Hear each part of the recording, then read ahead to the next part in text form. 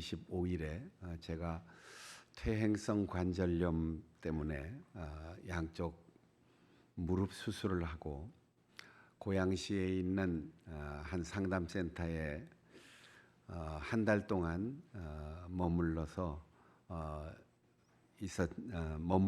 있었던 때가 있었습니다.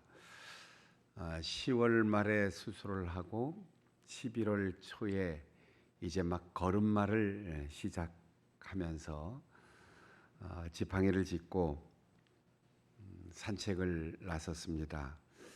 한 1km쯤 되는 산책로에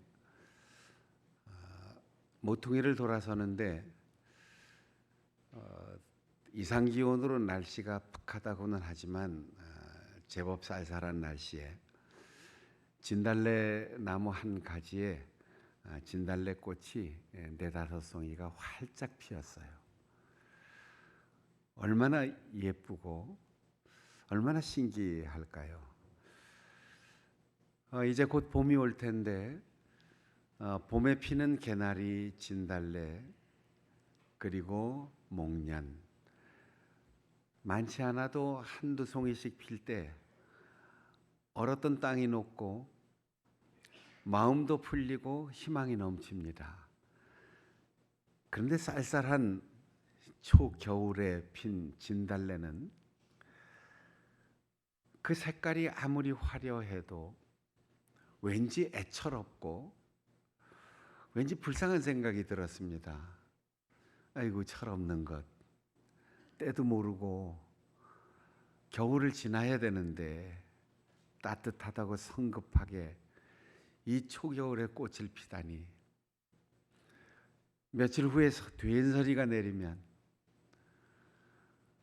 눈이 오고 얼음이 꽁꽁 얼면 저 아름다운 꽃이 지고 말 텐데 어찌나 며칠 동안 계속 돌면서 마음이 짠하고 애잔한 마음을 금할 수가 없었습니다. 똑같은 나무, 똑같은 꽃이어도 언제 피느냐에 따라서 그 느낌은 완전히 달랐습니다. 전도서의 기록자는 이 세상 무엇이든지 다 정한 때가 있다. 하늘 아래 벌어지는 무슨 일이든지 어떤 목적을 가지고 어떤 소원을 가지고 어떤 가치관을 가지고 부지런히 일해도 다 기회가 있는 것이다. 이렇게 말하고 있습니다. 때라는 말이 2번 나오는데 정한 때가 있다, 이 말은 시작과 끝이 있다는 뜻이고 무슨 일이나 다 때가 있다, 뒤에 나오는 때는 기회라는 것이에요. 때는 챙겨 드셨는지요? 오늘 하루 새 때 잘 잡수셨는지요? 이러면 이 때는 시간이 아니고 밥 먹을 기회를 놓치지 않았느냐, 그런 뜻이죠. 때가 됐으니 얇은 옷으로 갈아입어야지요. 때가 되었으니 겨울옷을 준비해야지요. 이 때는 놓치면 감기 들고 놓치면 어색해진다는 거지요. 때마다 음식을 먹고 철마다 옷을 갈아입는 것처럼 아무리 좋은 옷이라도 이제 한 달 후에 패딩을 입고 다닌다든지 아니면 올여름에 아주 긴 모지 코트를 입고 다닌다든지 그러면 사람들에게 이상한 사람 취급을 받을 수가 있지요. 전도서의 기자는 계속해서 말합니다. 이런 때 저런 때 그 사이에 기회가 있다는 거죠.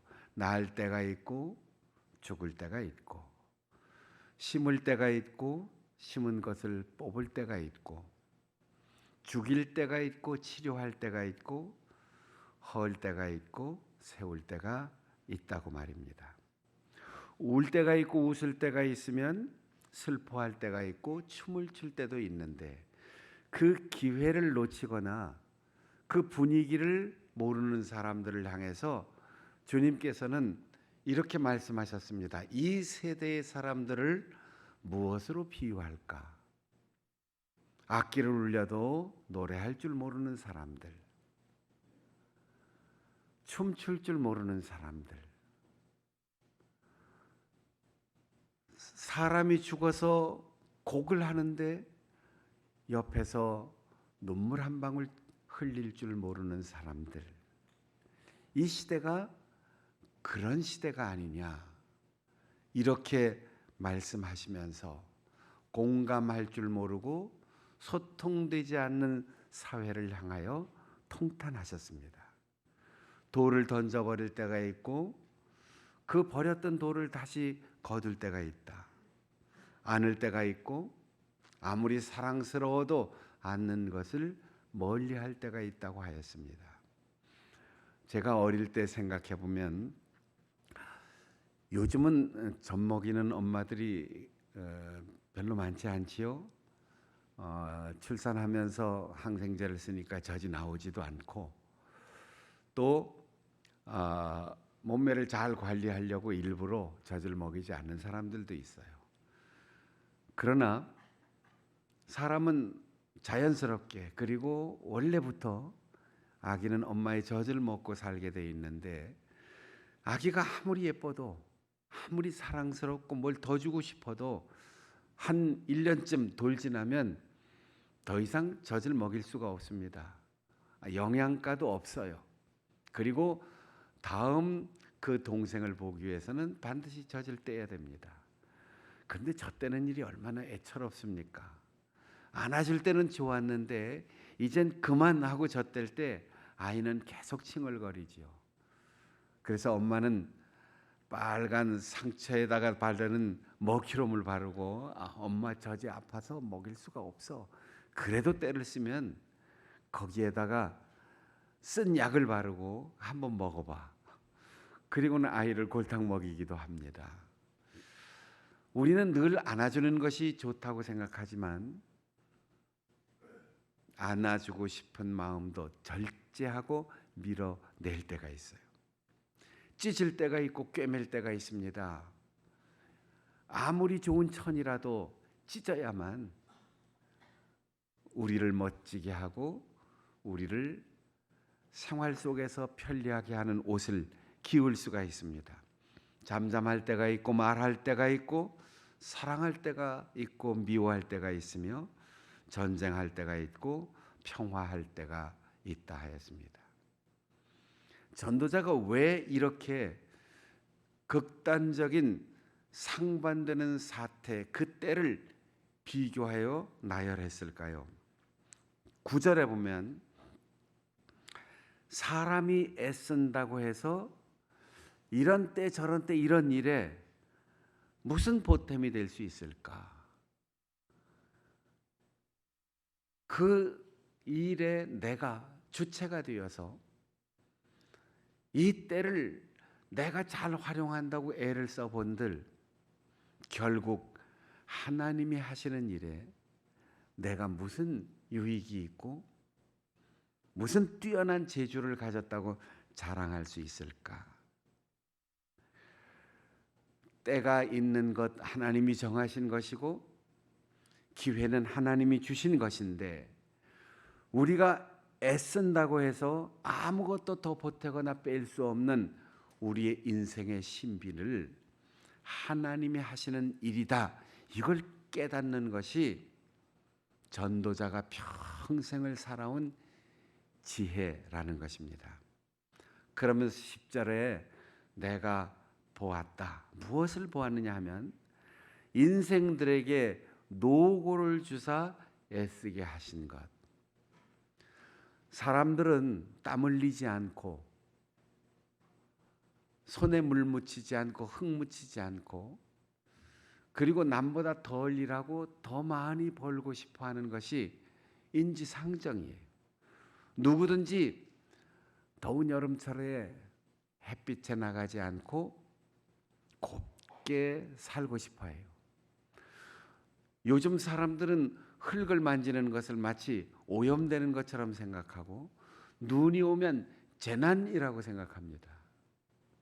그런데 하나님께서 우리 인생들에게 일을 주시고 과업을 주시고 고생하게 하신 것, 이 애쓰게 하신 것이 하나님이 주신 선물이라는 거예요.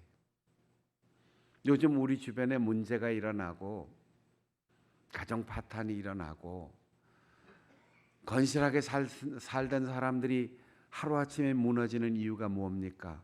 일하지 않고 더 많이 벌려고 하는 거예요. 생산하지 않고 수입을 얻으려고 하는 거예요. 조금 투자하고 많이 얻으려고 하는 거예요. 하나님이 주시는 복은 땀 흘려 일하는 만큼 내가 먹을 수 있게 하시는 것. 이게 하나님의 은혜입니다. 땀을 흘린 사람의 그 평안하고 시원한 마음을 일해보지 않은 사람이 누가 알겠습니까? 우리가 농사꾼이 아니어도 몇 평 되는 주말 농장이라도 분양받아서 상추를 기르고 고추를 기르고 가지를 기르고 오이를 길러본 사람만이 시장에 가서 농사꾼들이 내어놓은 농산물의 가치를 압니다. 땀 흘려본 사람만이 휴식, 휴일, 그리고 휴가의 소중함을 압니다. 에덴에서 추방된 우리 조상들에게 하나님께서 에덴에서 나가라 말씀하시면서 이제부터 남자에게는 땀 흘려 경작해야만 먹고 살 수 있고 여자에게는 해산하는 고통을 크게 더할 것이라고 했습니다. 하나님이 주신 일이에요. 하나님이 주신 과업입니다. 아프지 않고 생명을 이 땅에 존재하게 할 수 없어요. 땀 흘리지 않고 우리가 먹을 수 있는 방법이 없습니다. 애쓰게 하신 것을 내가 보았다라고 했는데 히브리어에는 다중의 의미가 있습니다. 바쁘게라는 뜻도 있지만 낮추어 겸손하게 이런 뜻이 있어요. 우리가 땀 흘려 일해보고 여름에 모진 비바람, 태풍을 만나고 그러면서 곡식을 길러내고 열매를 거둔 사람은 자연 앞에서 겸손해집니다. 추수감사절의 의미는 하나님의 선물 앞에 감사하고 겸손해지는 거예요. 내가 심고 내가 물을 주었지만 자라게 하시는 이는 하나님이시라는 사실을 인정하는 것이 겸손입니다. 성격이 못됐고 문제를 일으키고 다니는 사람을 가리켜 옛날 어른들이 이 불한당 같은 녀석 이렇게 나무라셨어요. 불한당이 뭡니까? 아니 불자에다 땀 한자예요. 이 땀 흘리지 않고 먹고 사는 녀석, 이게 불한당입니다. 불한당이란 말은 역사가 있는 말이에요. 조선시대 때 생긴 말인데 남의 집에 몰래 들어가 훔치는 사람은 도둑이라고 했고 남의 몸에 상처를 입히거나 폭력을 행사해서 강제로 뺏는 것은 강도라고 했고 이런 사람들이 모여서 말 타고 복장을 차려입고 패거리로 다니면서 불을 지르고 집단으로 행패를 부리는 사람들을 명화적, 화적대라고 했어요. 이 화적대를 불한당이라고 말했습니다. 오늘날 정치, 사회, 문화, 교육, 군사 어느 곳에든 이 무리지어서 남들의 것을 힘 안 들이고 뺏으려는 불한당이 많아진다면 우리의 교육도 우리의 인격 도야도 그리고 땀 흘려 일하는 사람의 그 성실한 과업 수행도 아무런 의미가 없습니다. 조선시대 철종 때 지방을 횡행하던 무리 그들을 화적대라고 했는데 하나님께서 우리에게 땀 흘리라 하셨고 하나님께서 우리에게 고통을 겪으면서 생명을 잉태하고 낳으라고 하셨는데 하나님이 우리에게 주신 이 과업을 수행하지 않으면 우리는 불한당이 될 수밖에 없습니다. 땀 흘려 일하고 정직하게 일한 만큼 먹고 사는 것을 감사할 수 있는 우리 성도들이 되시기를 바랍니다. 전도자는 말합니다. 하나님께서 이 세상의 모든 것을 지으시되 그것이 움직이는 동물이든 살아있는 식물이든 아니면 돌멩이 하나, 바위 하나, 모래알 하나도 때를 따라 아름답게 하셨다고 했습니다. 산책하다가 가끔 가만히 머물러 있을 때가 있어요. 그때 같은 풍경이라 할지라도 시간에 따라서 얼마나 달라지는지요. 그리고 길을 가다가 저녁 노을이 질 때 그 공중에 떠 있던 해는 가만히 있는 것 같았는데 왜 그렇게 속도가 빠르지요? 야, 아름답다. 온 서쪽 하늘을 물들이는데 순식간에 내려가 사라져요. 그런데도 내려갔는데도 서쪽 하늘을 바라보면 마음이 풍요롭고 푸근한 노을이 우리의 마음을 부끄럽게 합니다. 하나님께서 모든 것을 지으시되 때를 따라 아름답게 하셨다고 했습니다. 봄에는 새싹이 아름답고 여름에는 꽃이 아름답고 가을에는 열매가 아름답고 겨울에는 앙상한 가지이지만 쌓인 눈이 아름답습니다. 요즘 길을 가다 보니까 어떤 건물에 글자판을 크게 붙여 놓았는데 힘의 겨울 때에 곁에 있어 주라고 겨울입니다. 참 마음에 와닿는 말이에요. 겨울은 외롭고 춥습니다.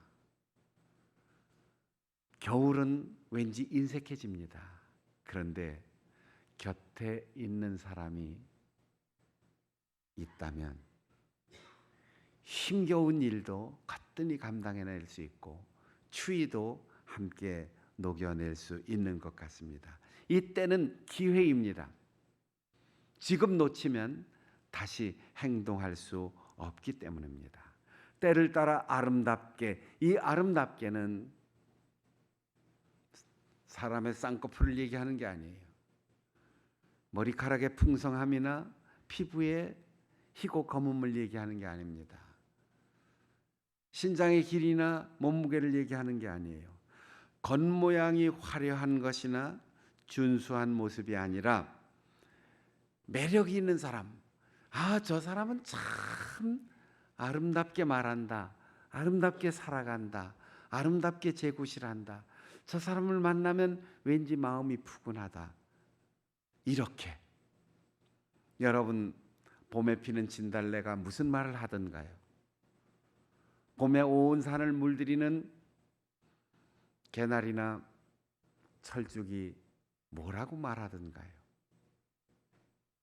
한 송이 두 송이 입을 열어 피어오르는 목련이 뭐라고 호소하던가요? 아무 소리 하지 않아도 자기 있는 곳에서 그 추운 겨울을 견디고 마침내 한 송이 꽃을 피울 때, 그리고 긴 천둥 번개 비바람을 견디고 마침내 가을에 국화 한 송이가 필 때 우리는 그것을 아름답다고 말합니다. 경우에 맞는 것이라는 얘기죠. 초겨울에 피는 진달래가 아니고 늦가을에 피는 개나리가 아니라 제때에 하나님께서 정하신 그 기한을 놓치지 않고 어기지 않고 피고 지는 것, 그것이 이 세상의 아름다움입니다. 가끔 참 넌센스다 할 때가 있는데 TV에 야구나 축구 경기할 때 높으신 분이 와서 시구를 하잖아요. 협회장, 국회의원, 장관 이런 분들이 나와서 시구를 하는데 여러분 경기장 들어가 보시죠. 축구장 잔디에는 축구화를 신지 않은 사람은 못 들어갑니다. 운동화 신지 않은 사람은 체육시설에 들어갈 수가 없어요. 그런데 가장 높은 사람이 구두 신고 나와요. 양복 입고 넥타이 메고 와서 시구한다고 헛발질을 합니다. 참 이상하지요? 당연히 축구공을 차거나 야구공 시구를 할 때 체육복을 입고 와야지요.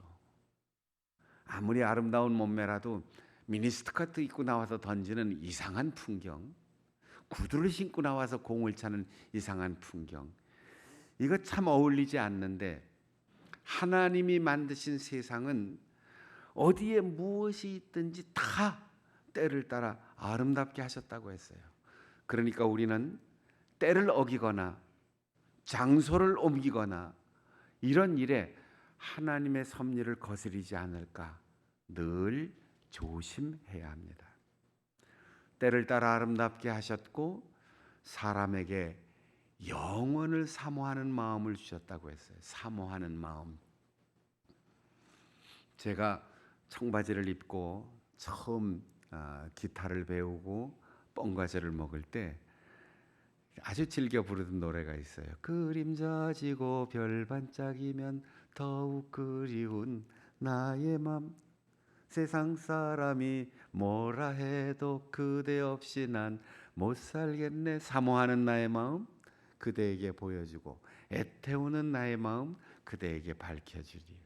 사모하는 마음, 정말 좋아하고 정말 애타게 그리워하는 것이 사모예요. 내 심장에서 계속해서 심장에 뛰는 의미가 그것 때문에, 그 사람 때문에, 그 일 때문에, 이게 사모하는 거죠. 내 가슴 속에서 무엇으로도 보여줄 수 없지만 자꾸만 내 행동이 거기에 집중되게 하는 것, 이것이 사모하는 마음입니다. 여러분 무엇을 사모하고 있습니까? 잠시 후면 지나가 버릴 것, 곧 있으면 놓아 버릴 것, 다 주어도 간직할지 말지 의심스러운 것, 그런 것에 우리 마음 뺏기지 않습니까? 그래서 유한한 것, 잠시뿐인 것에 우리의 삶의 의미를 두다가 그것 잃어버리니까 태어나면서부터 ABC 점수 90점, 100점, 만점, 여기에 삶의 의미를 두니까 나의 어린 아이들이 점수 떨어졌다고 가출을 하고, 나의 어린 아이들이 시험지 성적 나빠졌다고 극단적인 선택을 하고, 사람에게 의미를 두었다가 실망시킨다고 헤어지고 폭력을 행사하고, 이렇게 살아가는 것은 사모하는 마음이 없기 때문이 아니라 잘못된 것을 사모하기 때문이에요. 김사모, 이사모, 박사모, 노사모, 이런 사람들 지금 다 어디가 있죠? 사람에게 하나님이 사모하는 마음을 주셨는데 그 사모하는 마음은 영원한 것을 사모하라고 그랬어요. 지나간 것 사모하면서 그 추억 때문에 가슴 아파하지 말고, 지금 눈앞에 있다 곧 사라질 것 때문에 애태우지 말고 길게 내다보라는 거예요. 조금 더 기다리라는 거예요. 상황에 따라서, 사람의 인심에 따라서 흔들리지 말고 기웃거리지 말고 변함없이 기다리라는 거죠.